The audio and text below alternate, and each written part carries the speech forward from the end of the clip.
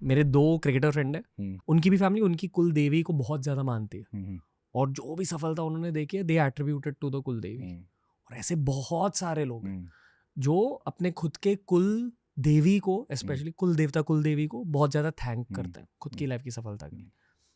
ये 2 एस्पेक्ट्स के बारे में बताओ सर, ये अग्रेसिव मटेरियल ग्रोथ जो देवी से लिंक्ड है और कुल देवी कुल देवता का लॉजिक।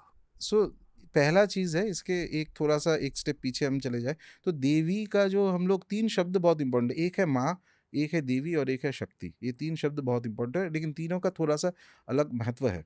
जो उपासक जब माँ बोलता है तो इसका मीनिंग ये है कि वो चाहता है कि धीरे धीरे साधना करते करते इस अवस्था तक वो पहुंच जाए जो शक्ति का वो उपासना कर रहा है, जो देवी का उपासना कर रहा है, वो देवी उसको संतान के स्वरूप में स्वीकार करे, तब जाके वो माँ बन जाती है। ऐसे तो माँ माँ बोलने से इतना आसान नहीं है कि वो खुद दौड़ के आपके पास चले जाएगी, ठीक है।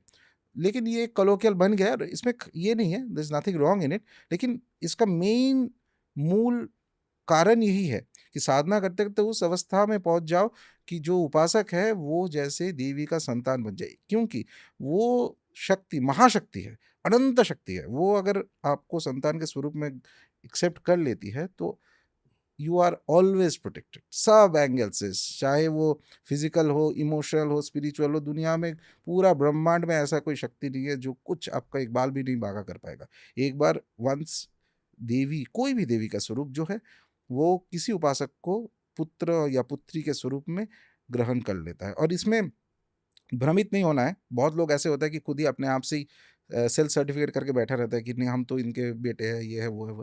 वो ऐसा नहीं है, उसका कुछ लक्षण भी होता है, बहुत सारी चीज़ है। अच्छा, ये एक शब्द हो गया। एक है कि माँ का स्वरूप है, एक है देवी के स्वरूप है। देवी है जहाँ पे वो दैव है, मतलब डिवाइन जो शब्द है उसी का जो है दैव, विच मीन्स जो इट्स अ डेटी, ठीक है। इस शब्द पे हम लोग जब एड्रेस करते हैं उस पावर को तो हम लोग देवी बोलते हैं। और डेटी जो यानी कि जिसमें स्त्री तत्व, फेमिनिन तत्व है, फेमिनिन तत्व का इंपॉर्टेंस है, फेमिनिज्म नहीं है, ये गड़बड़ नहीं करना चाहिए लोगों को। फेमिनिज्म अलग चीज़ है, फेमिनिन तत्व जो उसमें शक्ति तत्व। अब आता है शक्ति, शक्ति मीन्स पावर, एकदम सिंपल से। बहुत सारे ट्रांसलेशन हो सकता है, लेकिन मुझे जो ट्रांसलेशन सबसे सही लगता है इसका इंग्लिश में, एग्जैक्ट नहीं but close enough, which is power. तो पावर शब्द पहले ही हम लोग को लगता है कि पावर मतलब पावर करप्शन, ये वो, ऐसा नहीं है। तो तंत्र साधना और देवी उपासना का पहला मूल फिलोसॉफिकल कारण ये बोल रहा है, फिलोसॉफिकल चीज़ ये है कि शक्ति जो है, पावर भी उसी ओरिजिनल सोर्स से आ रहा है, ठीक है। पावर भी डिवाइन है। तो इस चीज़ में तो एक बार आप मान लो कि पावर भी डिवाइन है तो पावर को रिजेक्ट नहीं करना है। पूरा ब्रह्मांड में ये चलता है कि जिसमें शक्ति ज़्यादा है वो ऑटोमेटिकली, उसमें कहा जाए तो एक तरह का सम्मोहन का क्षमता अर्जित होता है, which is a side effect of the शक्ति, ताकि जो लोअर शक्ति है वो खींचते हुए हायर शक्ति के पास जाता ही है। ये नेचुरल है सब जगह पे, पूरा ब्रह्मांड में। जब से मनुष्य है, मनुष्य से भी पहले, जब से पृथ्वी चालू हुआ है, मतलब एक तरह से क्रिएशन हुआ है, तब से लेके यही चलता है। इसका एक सिंपल एग्जांपल ऑफ फिजिक्स में भी आप देखिए कि जब एकदम बेसिक एग्जांपल, पूरा earth is revolving around the sun. Earth तो सन का जो पूरा आपका सोलर सिस्टम है वो किसी और चीज़ के सेंटर करके थोड़ा थोड़ा करके इट इज़ मूविंग अराउंड। तो बेसिकली क्या होता है कि ये जो पूरा मूवमेंट है, इट इज़ लाइक, अगर आप सोचिएगा, ये एक मेटाफोरिकली सोचिए तो ये जो हायर शक्ति है उसके आस-पास जो लोअर शक्ति है वो खींचता हुआ, घूमता हुआ आता रहता है। तो ये है फर्स्ट प्रिंसिपल ऑफ लाइफ। और यही चीज़ साधना में भी आता है। एक एज़ जो व्यक्ति आज आज 200 साल बाद रामकृष्ण परमहंस के फ़ोटो रख के लोग पूजा क्यों कर रहे हैं? कुछ तो था उस व्यक्ति में जो अलग है ना सबसे। तो वैसे ही आज ऋषियों ने 6-7 पता नहीं 10,000 साल पहले वेद के जो वाक्य हैं वो देख के उन्होंने वो ट्रांसमिट किया अपने शिष्यों को। आज भी हम लोग उन्हीं के नाम लेते हैं, विश्वामित्र के नाम लेते हैं, वशिष्ठ के नाम लेते हैं। क्यों लेते हैं? कितना साल, कैसे, हाउ दे लुक्ड, वो भी पता नहीं हमें। वो है शक्ति।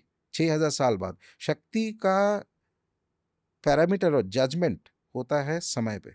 महाकाल इज द जज।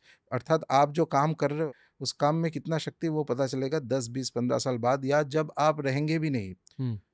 आज स्वामी विवेकानंद जब व्हेन ही वाज बॉर्न, उनके बायोग्राफी आप देखेंगे तो एक समय था कि उनको लोग क्रिटिसाइज बहुत करते थे, ठीक है। बहुत सारे कारण के कुछ, क्योंकि वो उतना कास्ट सिस्टम उतना स्ट्रिक्टली नहीं फॉलो करते थे उस समय पे। सोसाइटी थोड़ा ज़्यादा इस मैटर में, बंगाली सोसाइटी जो था थोड़ा सा स्ट्रिक्ट था, तो कहते थे कि ये कास्ट सिस्टम नहीं फॉलो कर रहा है तो इतना मतलब शायद उतना अच्छा हिंदू नहीं है, थिंग्स लाइक दैट, ऐसे कुछ ये था।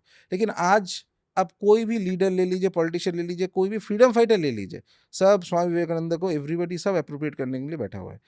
ये है शक्ति का प्रतिफलन। वो तो अपने शरीर त्याग के वो तो अपने जो जो भी प्लेन से आए थे वहां पहुंच गए, लेकिन दिस इज शक्ति, इसको कहते हैं पावर।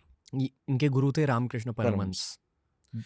रामकृष्ण परमहंस थे स्वामी विवेकानंद के गुरु, जो माँ काली के उपासक थे। तो कहीं ना कहीं ये जो माँ काली है, इन्होंने ये सब चीज करवा दिया है स्वामी विवेकानंद की हाँ जिंदगी में। एक यू मेक 1%, एक व्यक्ति को आप बनाइए जिसमें शक्ति है, बाकी सबको उसी से तैयार हो जाएगा। Okay. ठीक है, तो ये 3 शब्द बहुत इंपॉर्टेंट है।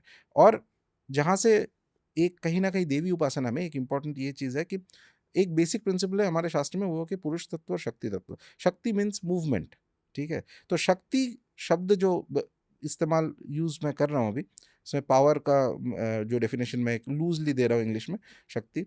तो शक्ति है, शक्ति it's movement, it is force. ये ना आपका है ना मेरा है, इम्पर्सनल टाइप का है चीज। यही है इसका जड़। ये जैसे खुला तलवार जैसा है, या तो किसी और को काट सकता है या आपको भी काट सकता है। अगर आपने गलती किया है कहीं पे, आपको अगर यूज नहीं करना आता है वो चीज, तो आपको तो लगेगा इंजुरी ना कहीं ना कहीं। तो शक्ति शब्द जो है ये इम्पर्सनल है, ये आपका नहीं मेरा नहीं। लेकिन माँ शब्द जो है ये पर्सनल है। तो हमारे पूरा साधना यही होता है कि इस शक्ति को, ये महाशक्ति, ऐसा ऐसा नहीं पूरा ब्रह्मांड को जो सृष्टि किया है वैसे वाला देवियों का, तो उनको धीरे धीरे करके कहीं ना कहीं एक पर्सनल इक्वेशन बना जाए, ताकि ये इम्पर्सनल फोर्स, इनफाइनाइट फोर्स, अनंत शक्ति, ये एक पर्सनल फॉर्मेट में आके कहीं ना कहीं आपके साथ इंटरेक्ट कर पाए और आपको एक्सेप्ट करे एज ए ह्यूमन बीइंग, क्योंकि आप और उनमें गैप बहुत ज़्यादा है। तो डायरेक्ट शक्ति, तो दैट इज, यही है साधना का प्रिंसिपल, शक्ति उपासना का। कैसे पता चलता है कि देवी ने आपको वो बहुत कॉम्प्लिकेटेड है इतना इसलिए तो गुरु का प्रयोजन है। सब कुछ आप ओके सब कुछ ऐसे सुनने से आपको पता नहीं चलेगा। गुरु जो है वही विचार कर सकता है, क्योंकि ये जो विचार है ना, इसमें पहला चीज चाहिए कि आप में ऑब्जेक्टिविटी होना चाहिए। ज्यादातर लोगों में नहीं होता है। तो माइंड कहीं ना कहीं चाहता है कि नहीं हम भी एक्सेप्टेड हो, मतलब मैं भी बोलो कि मैं मतलब इस देवी का भक्त हूँ या इनका पुत्र हूँ, मुझे दिखता है ये वो माइंड में बायस रहता है। इसीलिए पहला चीज है कि एक न्यूट्रल व्यक्ति जिसको इस चीज का ज्ञान है वो ही बता सकता है आपको। एक तीसरी कैटेगरी आप समझाने वाले थे। हाँ, तीसरा है कि शक्ति। अच्छा, ओके। इसमें और एक चीज है शक्ति उपासना में, जो आपका दूसरा क्वेश्चन था कि मटेरियल प्रोग्रेस वाला। हाँ। अच्छा हाँ, ये इंपॉर्टेंट है। शक्ति उपासना का एक प्रिंसिपल, अभी देखिए मैंने बताया कि पावर को हम लोग रिजेक्ट नहीं कर रहे हैं। ऐसा नहीं कि पावर बहुत खराब चीज़ है, हमें नहीं चाहिए, सिर्फ शांति चाहिए, नहीं, शांति भी चाहिए, पावर भी चाहिए। ठीक है, तो बिकॉज पावर को रिजेक्ट नहीं किया जा रहा है, तो शक्ति उपासना के एक तत्व में ऐसा बोला जाता है कि भोग भी है, मोक्ष भी है। ऐसा नहीं कि भोग नहीं करना है, भोग भी है, मोक्ष भी है शक्ति उपासना में। भोग मतलब आप माँ का पूजा कर रहे हैं, सक्सेस मिल रहा है, कुछ मिल रहा है, एक शक्ति आ रहा है। शक्ति जब आएगा, शक्ति सिर्फ अंदर नहीं बाहर भी उसका रिफ्लेक्शन आएगा, आप में कुछ इन्फ्लुएंस हो रहा है या पावर जो भी हो रहा है, ये सब शक्ति का प्रतीक है। भोग मोक्ष दोनों ही आएगा भगवती की उपासना जो करता है, ठीक से करता है। That is the first principle. ऐसा नहीं कि सिर्फ मोक्ष चाहिए, वहाँ स्पिरिचुअलिटी भी होगा, लेकिन उसमें आप में एक ये रहेगा, एक ऊर्जा रहेगा, एक पावर रहेगा, वो that will be reflected around. और वो जैसे जैसे आपके अंदर में वो शक्ति मंत्र के साथ, देवी उपासना के साथ जो चेंज होता रहेगा आपके अंदर में, उसका रिफ्लेक्शन बाहर में 100% आएगा। दिल से मैं एक चीज़ मानता हूँ कि अगर किसी इंसान को बहुत हाई लेवल का सक्सेस चाहिए, जैसे कि cricketer, film star, business person, उन्हें शक्ति उपासना करनी चाहिए, ये मैं मानता हूँ। और सिर्फ क्रिकेटर और फिल्म स्टार का बात नहीं, आप हिस्ट्री अगर थोड़ा चले जाते तो you will see that India के हिस्ट्री में जो जो राजा महाराजा, उसमें ये पावर था कि वो लोग जो कॉलोनियल फोर्स हो या कोई बाहर के जो इन्वेडर फोर्स हो, उसके साथ जो रेजिस्ट कर पाए, फाइट कर पाए, और कुछ एक मतलब ये ऑल ऑफ देम वेर देवी उपासक, सब के सब।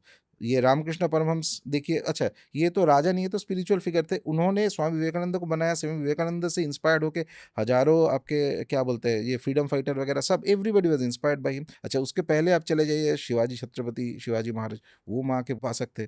तो देर आर मेनी, पूरा हिस्ट्री, कोई भी न्यूट्रली कोई हिस्ट्री के पुस्तक अगर पढ़ते रहते हैं तो यू विल फाइंड दैट हर जगह पे देवी की उपासना, देवी के उपासक ऐसे ऐसे हुए हैं जो हु हैव रेजिस्टेड अगेंस्ट, जिसको अधर्म कह सकते हो या कोई इन्वेशन कह सकते हो या कोई ज़बरदस्ती कह सकते हो, बाहर से कोई एक्सटर्नल फोर्स, ये देवी के उपासक ही होते हैं।